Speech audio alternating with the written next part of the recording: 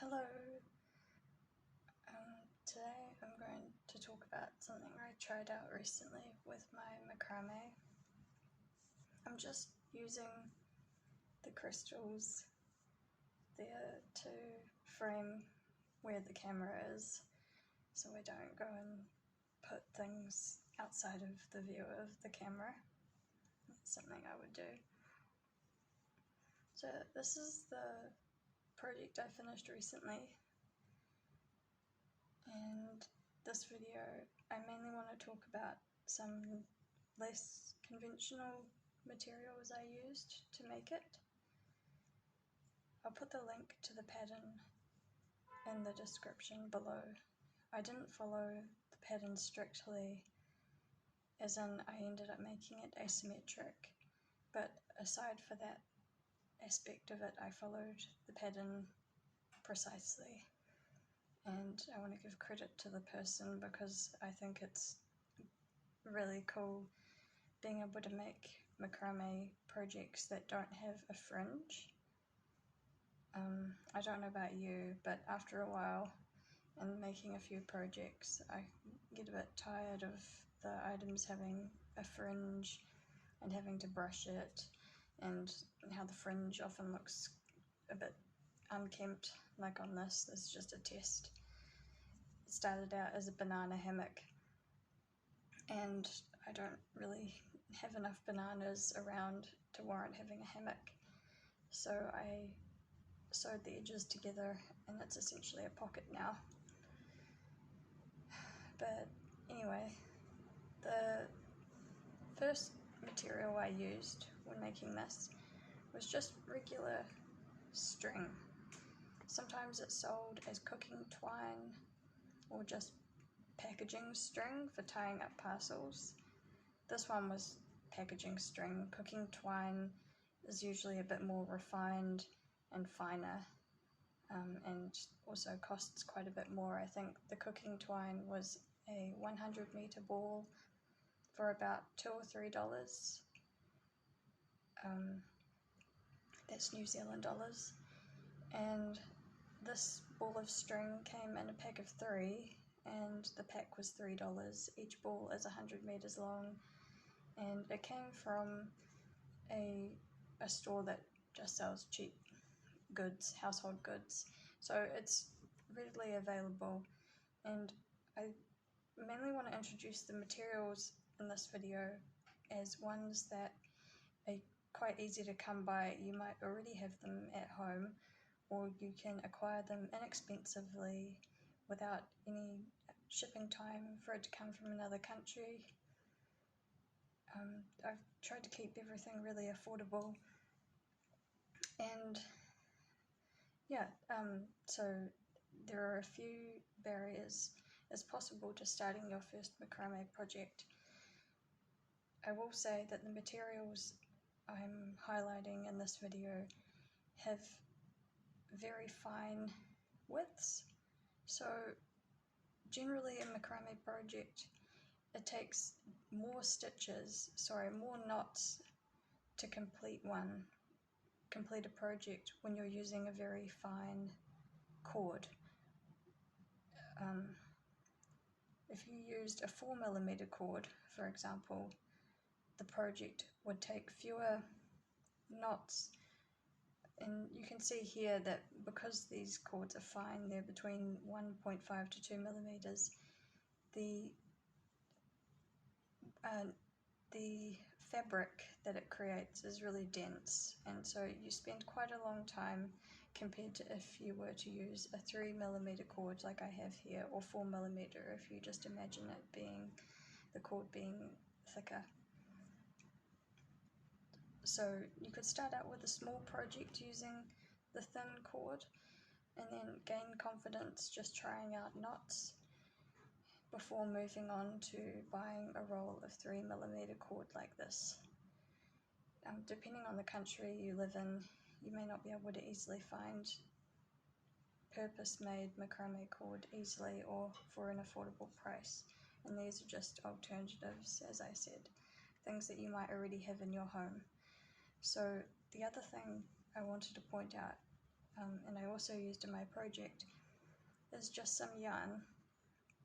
I got this from a op shop, a second-hand shop. It actually came with this ball of wool. It was just a mixed bag of neutral coloured wools. They didn't say what fibres they were. This one feels like a wool for sure. This one feels a bit synthetic. But I liked the idea of having mixed materials in my project. And you may have balls of wool at home from previous knitting projects, or they're again quite easy to come by, especially secondhand, because people have leftover wool that they don't use for knitting their sweater, and they often donate them to charity stores. So again, here it is.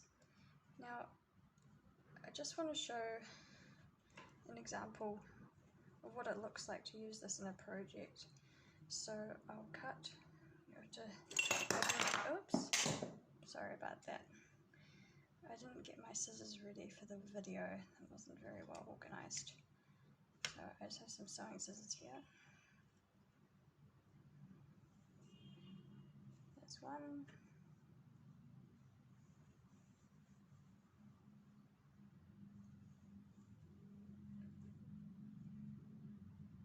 If you have a wool allergy, I wouldn't suggest using wool for your macrame projects, because when you do the knots, you'll find the friction on your hands may create some discomfort. So you may want to try just using the cotton string or a synthetic yarn. It's just something I thought of. I had a friend in school who had a wool allergy.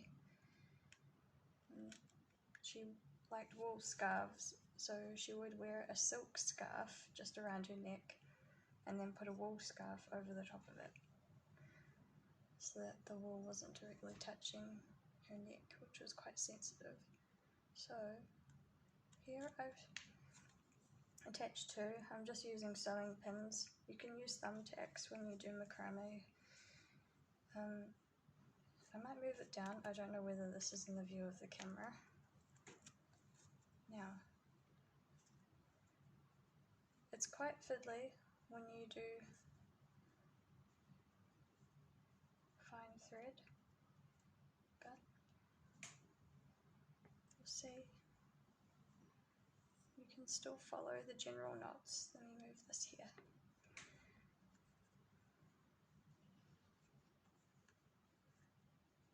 And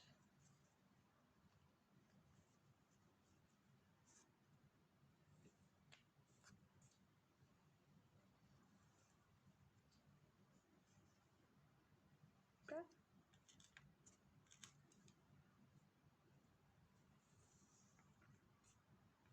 So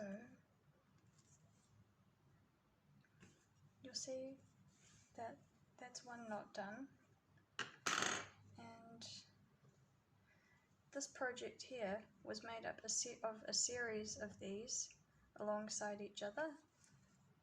So I lined up about 9 of those along the top, and then after doing so I did the same using 2 from either side.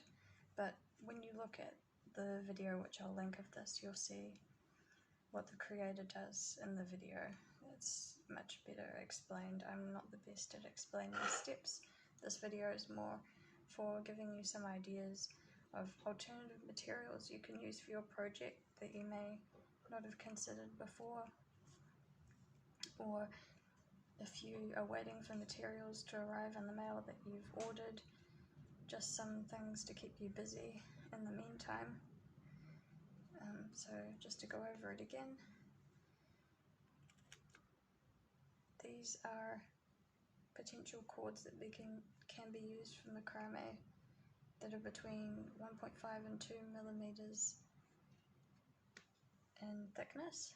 You can use cooking twine, which is available even at the supermarket.